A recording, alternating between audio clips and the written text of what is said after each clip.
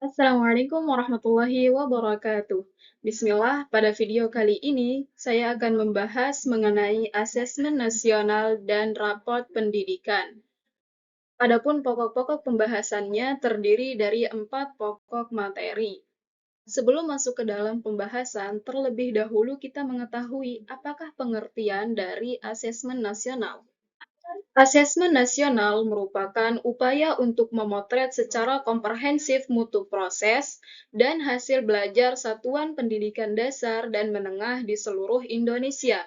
Adapun salah satu komponen hasil belajar siswa yang diukur pada asesmen ini berupa literasi membaca dan literasi matematika yang dikenal dengan istilah numerasi, yang dimana kedua literasi ini disebut dengan Asesmen Kompetensi Minimum atau singkatannya AKM, karena AKM ini mengukur kompetensi mendasar atau minimum yang diperlukan individu untuk dapat hidup secara produktif di masyarakat. Untuk mendapatkan data yang komprehensif dan akurat, asesmen nasional menggunakan instrumen asesmen kompetensi minimum, asesmen survei karakter, dan asesmen survei lingkungan belajar. Masuk dalam pembahasan pertama, yaitu asesmen kompetensi minimum, yang merupakan penilaian kompetensi mendasar yang diperlukan oleh semua siswa untuk mampu mengembangkan kapasitas diri dan berpartisipasi positif pada masyarakat. Adapun sasaran pada AKM adalah siswa pada aspek belajar bidang kognitifnya. Kompetensi yang dinilai dalam AKM ini adalah literasi membaca dan literasi numerasi. Literasi membaca yaitu kemampuan untuk memahami, menggunakan, mengevaluasi, merefleksikan berbagai jenis teks tertulis untuk mengembangkan kapasitas individu sebagai warga Indonesia dan warga dunia, serta untuk dapat berkontribusi secara produktif kepada masyarakat.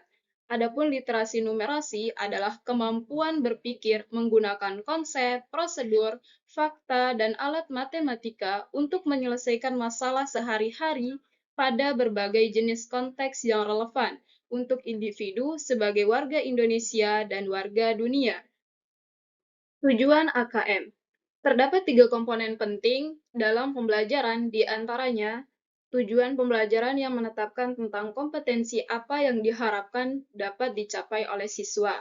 Proses pembelajaran yang menetapkan tentang bagaimana cara untuk mencapai tujuan yang diharapkan, serta asesmen yang hasilnya dapat menggambarkan kompetensi apa yang sudah dicapai dari tujuan tersebut, sehingga tujuan dari asesmen ini adalah untuk menghasilkan informasi yang memicu perbaikan kualitas belajar mengajar, yang pada gilirannya dapat meningkatkan hasil belajar siswa. Adapun komponen pada asesmen kompetensi minimum di sini terbagi ke dalam 3 komponen, yaitu konten, konteks, dan proses kognitif. Konten pada literasi membaca berupa jenis teks yang digunakan terbagi dalam 2 kelompok, yaitu teks informasi dan teks fiksi.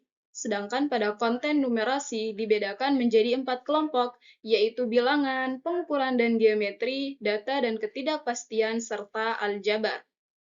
Dalam proses kognitif, pada literasi membaca dan numerasi, ini dibedakan menjadi 3 level.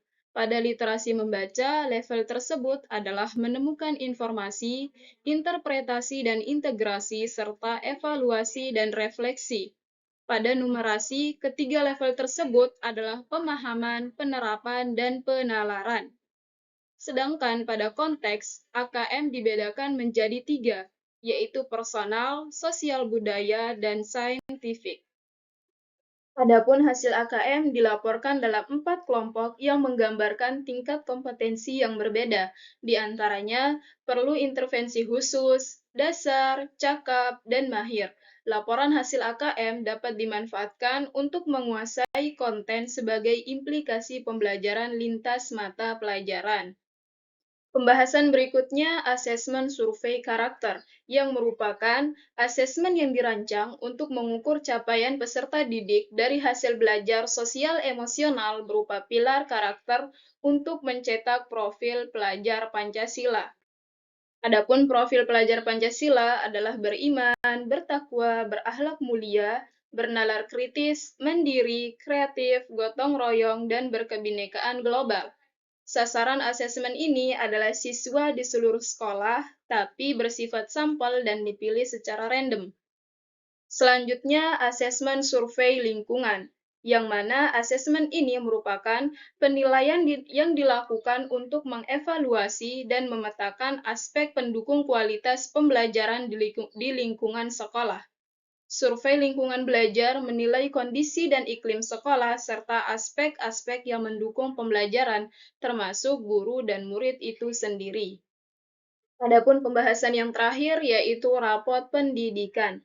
Pelaporan hasil penilaian dituangkan dalam bentuk laporan kemajuan belajar yang berupa laporan hasil belajar yang disusun berdasarkan pengolahan hasil penilaian yang bertujuan untuk memberikan informasi mengenai pencapaian hasil belajar, pertumbuhan, dan perkembangan peserta didik. Satuan pendidikan perlu melaporkan hasil belajar dalam bentuk rapot. Adapun pelaporan hasil belajar disampaikan sekurang-kurangnya pada setiap akhir semester. Di sini terdapat 3 opsi dalam menyusun deskripsi capaian kompetensi pada rapor. Di antaranya, penyusunan deskripsi berdasarkan capaian pembelajaran, penyusunan deskripsi berdasarkan alur tujuan pembelajaran, dan penyusunan deskripsi mengambil dari poin-poin penting dari materi yang sudah diberikan. Itulah pembahasan kita pada hari ini. Sekian dari saya. Mohon maaf apabila ada kalimat yang salah pada video ini. Syukran wa jazakumullahu khairan. Wassalamualaikum warahmatullahi wabarakatuh.